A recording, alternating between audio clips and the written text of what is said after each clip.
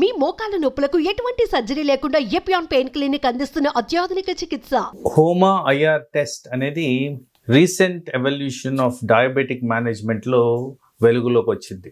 About 1985 నుంచి ఈ test వాడకంలో వచ్చింది. అయితే ఈ టెస్ట్ ద్వారా ఏం తెలియబోతుందంటే, అట్ రిస్క్ ఉన్న డయాబెటిక్ పాపులేషన్ అనగా ఫ్యామిలీ పరంగా హై డయాబెటిక్ ఇన్సిడెన్స్ ఉండి, ఊబకాయం ఉండి, diabetic associated conditions like thyroid, blood pressure, high cholesterol, inactivity ఇలాంటివన్నీ ఉన్న వాళ్ళల్లో హోమా ఐఆర్ టెస్ట్ అనేది చాలా ఎఫెక్టివ్గా హెల్ప్ చేస్తుంది. అయితే ఈ హోమా ఐఆర్ టెస్ట్ అనేది homeostatic model assessment for insulin resistance, దీని ఫుల్ ఫామ్ అది. సో ఇన్సులిన్ రెసిస్టెన్స్ ని కనుక్కునే విధంగా ఈ టెస్ట్ పనిచేస్తుంది కాబట్టి అడ్వాన్స్డ్ గా రిస్క్ ఆఫ్ డయాబెటీస్ రాబోతుందని చెప్పగలిగేది. ప్రాబబిలిటీ ఏంటంటే ఒక 10 సంవత్సరాలు 20 సంవత్సరాల ముందే హోమా ఐఆర్ టెస్ట్ ని మనం డయాబెటీస్ వస్తుందా రాదా అనేది ఉపయోగించుకోవచ్చు. అయితే ఇక్కడ హోమా ఐఆర్ టెస్ట్ చేయాలి అంటే మనకి 2 పర్టికులర్ బ్లడ్ టెస్ట్లు అయితే కావాలి. ఈ 2 బ్లడ్ టెస్ట్లు ఏంటంటే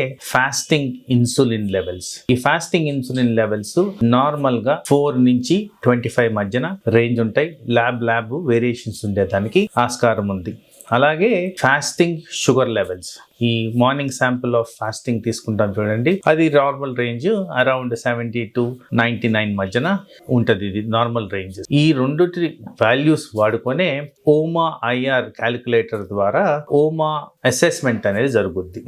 ఈ అసెస్మెంట్ లో నార్మల్ రేంజెస్ ఏంటంటే 0.5 నుంచి 1.4 వరకు ఉండడం, ఇది HOMA level. Anything above 3 considered to be high risk for diabetes. So HOMA IR test చేసుకున్నప్పుడు ప్రెడిక్టబిలిటీ ఆఫ్ డయాబెటీస్ లో ప్రీ డయాబెటిక్ స్టేట్స్ అవ్వచ్చు, డయాబెటీస్ ఫుల్ బ్లోన్ అవ్వచ్చు. ఇన్సులిన్ రెసిస్టెన్స్ ని డిటెక్ట్ చేస్తుంది కాబట్టి ఈ టెస్ట్ ని మనము రీసెంట్ గా చాలా ఎక్కువగా వాడడం జరుగుతుంది. ఈ టెస్ట్ వాడకం చేసిన తర్వాత ఈ డయాబెటిక్ రిస్క్ అనేది ఎంత ఉంది, ఈ రిస్క్ ఫ్యాక్టర్స్ ని ఎలా అధిగమించాలి, న్యాచురల్ పద్ధతిలో ఎలా ప్రీ డయాబెటిక్ నుంచి నార్మల్ లెవెల్ కి తీసుకురావడం, లేదు డయాబెటీస్ వచ్చే రిస్క్ నుంచి ప్రీ డయాబెటిక్ స్టేజ్ కి తీసుకురావడం అనేది మనము లైఫ్ స్టైల్ ద్వారా మెయింటైన్ చేసుకుంటూ ఈ టెస్ట్ ని వాడుకోవచ్చు. సో హోమా ఐఆర్ టెస్ట్ వాడుతున్నప్పుడు మనము 2 థింగ్స్ డిటెక్ట్ చేయగలుగుతాం. ఒకటి ఇన్సులిన్ రెసిస్టెన్స్, ఏంటంటే ఐఆర్ అనగానే ఇన్సులిన్ రెసిస్టెన్స్. ఇంకోటి beta cell function. Beta cell function అంటే ఈ ఇన్సులిన్ అనేది ప్యాంక్రియాస్ నుంచి సెక్రీట్ అవుద్ది. దీంట్లో బీటా సెల్స్ లోంచి ఈ ఇన్సులిన్ వస్తుంది కాబట్టి దీని ఫంక్షనాలిటీ కూడా హోమా ఐఆర్ టెస్ట్ ద్వారా మనం అసెస్ చేసుకునే విధంగా మెయింటైన్ చేస్తాం. ఎందుకంటే నేను ఎప్పుడు చెప్తుంటాను, మనకి టైప్ 2 డయాబెటీస్ డిటెక్ట్ అయ్యే స్టేజ్ కి 50% ఆఫ్ ద ప్యాంక్రియాస్ డ్యామేజ్ జరిగినప్పుడే ఇలాంటి పరిస్థితులు ఏర్పడతాయని. So early detection of beta cell dysfunction ని కూడా మనం దీని ద్వారా అసెస్ చేసుకుంటూ అవి ఇంకా ప్రోగ్రెస్ కాకుండా ఫుల్ బ్లోన్ డయాబెటీస్ రాకుండా మనం కాపాడుకోవచ్చు. సాధారణంగా క్రైటీరియా ప్రకారం తీసుకుంటే డయాబెటీస్ లో fasting sugar levels less than 99 అంటే నార్మల్ కింద కేటగరైజ్ చేసుకోవాలి. సో 70 to 99 మధ్యన ఉందంటే అది normal. Anything above 100 to 126 pre diabetic conditions, anything above 126 full blown diabetes.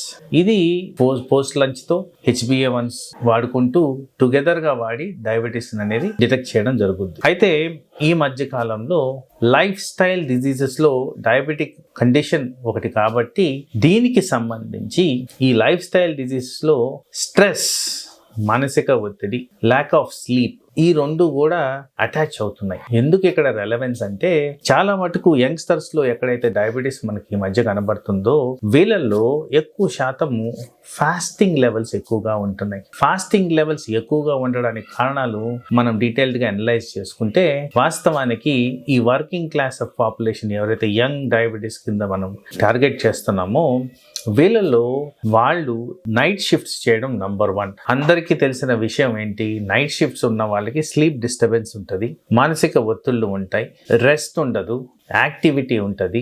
వీళ్ళు డే టైం నిద్రపోయే టైంలో జనరల్గా ఫుడ్ హ్యాబిట్స్ ఆల్టర్ అవుతాయి కాబట్టి క్యాలరీ ఇంటేక్ ఎక్కువగా ఉంటుంది, ఆల్టర్డ్ క్యాలరీ ఇంటేక్ ఉంటుంది. అది ప్రాసెస్డ్ ఫుడ్ ఎక్కువగా ఉండడం కూడా నా క్లినికల్ ప్రాక్టీస్లో గమనించాను. ఇవన్నీ కూడా ఫాస్టింగ్ షుగర్ మీద ఇంపాక్ట్ చూపిస్తాయి. అలాగే ఈ ఫాస్టింగ్ షుగర్స్ జనరల్గా ఎవరైతే స్లీప్ డిస్టర్బ్ అవుతారో, ఎవరైతే నేను నార్మల్గా రికమెండ్ చేస్తున్న స్లీప్ టైమింగ్స్ మెయింటైన్ చేయరు, పర్టికులర్ గా ఎవరైతే 10 నుంచి మార్నింగ్ 5 to 6 మధ్యన పడుకోరో, వీళ్ళల్లో హార్మోనల్ డిస్రెగ్యులేషన్ జరుగుద్ది. నేను ఇది వరకు దీన్ని ఎక్స్ప్లెయిన్ చేశాను. మెలటోనిన్ అనే హార్మోన్ ద్వారా మనకి నిద్ర అనేది వస్తుంది. దీనికి కౌంటర్ రెగ్యులేటరీ హార్మోన్స్ గా thyroid, insulin, cortisol, growth hormones ఇవన్నీ ఉంటాయి. కాబట్టి ఇవన్నీ కూడా డయాబెటిక్ ఈక్విలిబ్రియం మెయింటైన్ చేస్తాయి, అనగా డయాబెటిక్ స్టేటస్ ని మెయింటైన్ చేస్తాయి. కాబట్టి ఎప్పుడైతే ఈ హార్మోన్స్ ఆల్టర్ అవుతాయో, ఈ కారణంగా మనకి ఈ ఫాస్టింగ్ షుగర్ లెవెల్స్ పెరిగేదానికి ఆస్కారం ఉంది. తర్వాత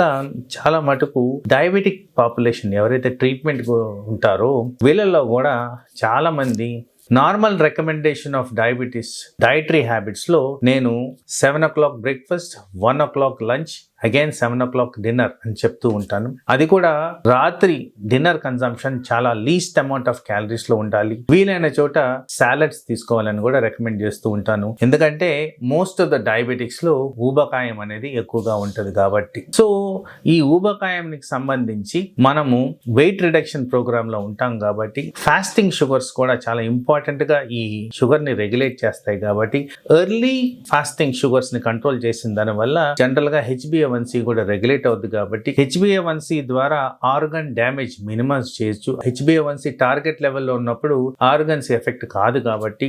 అలాగే జనరల్ గా HbA1c అరౌండ్ 8.5 వరకు మోస్ట్ ఇంపాక్ట్ చూపించేది ఫాస్టింగ్ షుగర్సే. కాబట్టి ఇవన్నీ రెగ్యులేట్ చేసుకోవడానికి simple task of maintaining timing, proper intake of food, proper dietary measures, proper calorie intake, proper sleep, proper activity, ఇవన్నీ చేస్తే మనకి ఫాస్టింగ్ షుగర్స్ రెగ్యులేట్ అవుతూ HbA1c పెరగకుండా, ఆర్గన్స్ మీద ఇంపాక్ట్ పడకుండా మనం కాపాడుకోవచ్చు. సో HbA1c మీద ఇంపాక్ట్ పడకుండా, ఆర్గన్స్ ఎఫెక్ట్ కాకుండా, లాంగ్ టర్మ్ కాంప్లికేషన్స్ రాకుండా మనం దీన్ని అదుపులో ఉంచుకోవచ్చు.